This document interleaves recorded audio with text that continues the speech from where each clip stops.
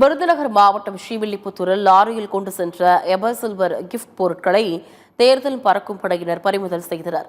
விருதுநகர் மாவட்டம் ஸ்ரீவில்லிபுத்தூர் அருகே மதுரை கொல்லம் தேசிய நெடுஞ்சாலையில் தேர்தல் பறக்கும் படையினர் வாகன தணிக்கையில் ஈடுபட்டனர். அப்போது தென்காசியிலிருந்து மதுரைக்கு பொருட்களை கொண்டு சென்ற தனியார் டிரான்ஸ்போர்ட் நிறுவன சரக்கு வாகனத்தை நிறுத்தி சோதனை செய்தனர். அதில் தனியார் ஜவுளி நிறுவனத்தின் ஸ்டிக்கர் ஒட்டிய 2 அட்டை பெட்டிகளில் உரிய ஆவணங்களின்றி 96 கிஃப்ட் பாக்ஸ் இருந்தது தெரியவந்துள்ளது. ஒவ்வொரு பெட்டியிலும் எவர் சில்வர் தட்டு, டம்ளர், கிண்ணம், கரண்டி உள்ளிட்ட பொருட்கள் இருந்தது தெரியவந்தது.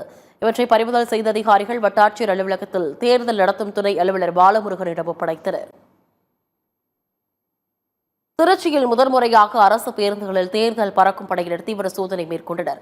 திருச்சி சென்னை தேசிய நெடுஞ்சாலையிலும் பறக்கும் படை மற்றும் நிலையான கண்காணிப்பு குழுக்கள் இணைந்து சோதனைகள் நடத்தி வருகின்றன.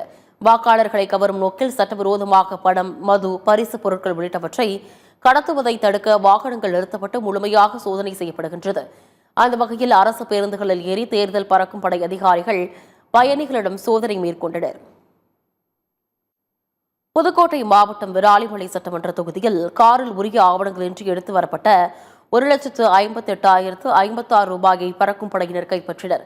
உரிய ஆவணங்களின்றி காரில் அரவிந்த் என்பவர் எடுத்து வந்த பணத்தை தேர்தல் பறக்கும் படை அதிகாரிகள் பறிமுதல் செய்து விராலிமலை சட்டமன்ற தொகுதி தேர்தல் அலுவலர் கோகுல் சிங்கிடம் ஒப்படைத்தனர்.